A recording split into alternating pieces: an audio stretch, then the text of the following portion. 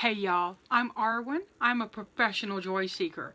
I'm also a professional tarot reader, and often I get sent product to share with you, and I'm really pleased about the book that I got sent. It's by a fellow professional tarot reader.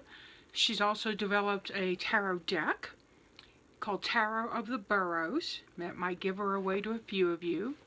Some of you may know her as Coco the Witch. But her name is Courtney Weber. And Courtney's written a book for Weiser Books, or Weiser Books. I think it's Weiser. Gosh, I don't know. We'll give it the German pronunciation, Weiser.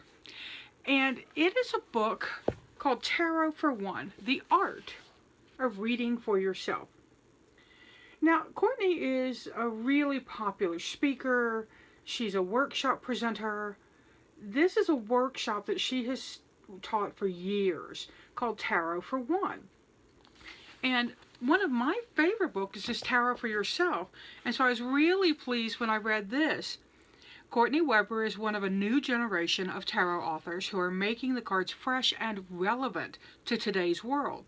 Filled with real-life examples, this book is almost like being in class with Courtney or like joining her in a fun and insightful conversation. She answers questions about the reading process as soon as, or just before, they arise in my mind. It's an updated tarot for yourself, packed with exciting new ideas and perspectives that I'll certainly be using. Mary K. Greer, who wrote Tarot for Yourself, which is one of my go-to books. So, this is a nice size book. It's pretty. It has black and whites in it. And what I really like, let me share the table of contents with you, because I love the layout of it. Of course, she starts with the welcome, and then there's the Fool's Journey, the story of the tarot, and your place in it. She talks about the court cards, numbered cards of the minor arcana, recognizing the voice of tarot. Then she talks about reversed cards, other tools, what's missing from your tarot reading, and how to interpret tougher cards. Then she has a chapter, when not to read for yourself, practice reads, and then of course the afterward acknowledgement, notes, and bibliography. Thank you, Courtney, for putting in a bibliography. I get so frustrated with books that don't do that. And I giggled when I read your bibliography, because I'm like, yeah, I got that, yeah, I got that, yeah, I got that, yeah, I got that, yeah, I read that. So we're on the same track. She has a whole bunch of spreads in here. Let me share one with you, the goal-seeking reading. And she says, deliberately select a card that best depicts your desired outcome. I like this intentional pulling, because you set your intention, you charge that card with your desire, and then you pull the other cards around it for the reading. Beautifully put, working outside the binary gender mold in the court cards. This is huge. She talks about the downside to working with most traditional decks is that they usually only show two genders, male and female. It's true. Now, there are a couple of decks out there that don't, and she goes into at length why she thinks, we need gender fluidity, for lack of a better term.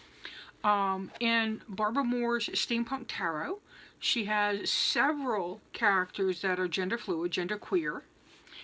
In the Gaian Tarot, my primary reading deck, Joanna intentionally uses 2 men and 2 women for each deck, for each court.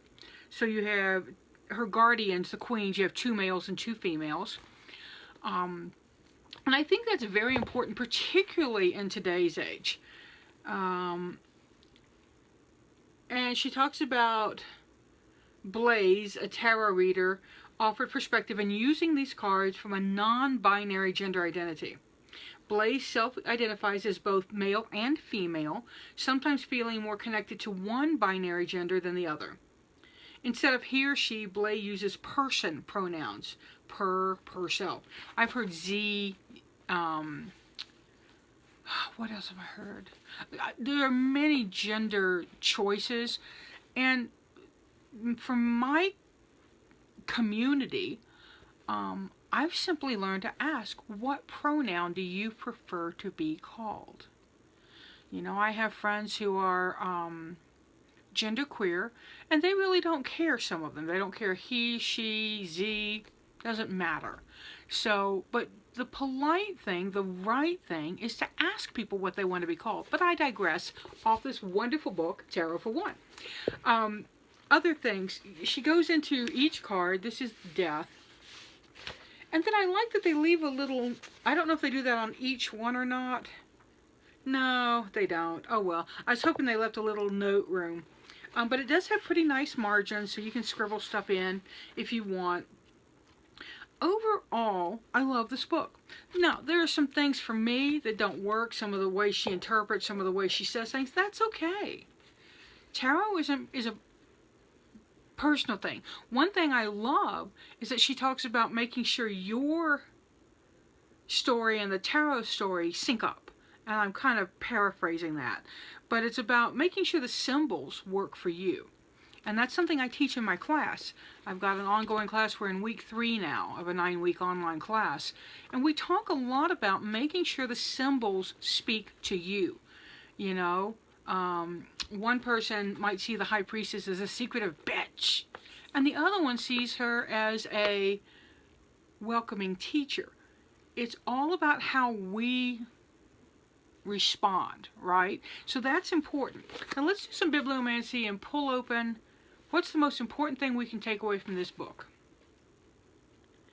How to do a yes-no question, because we came into her yes-no, and it's a pretty typical yes-no.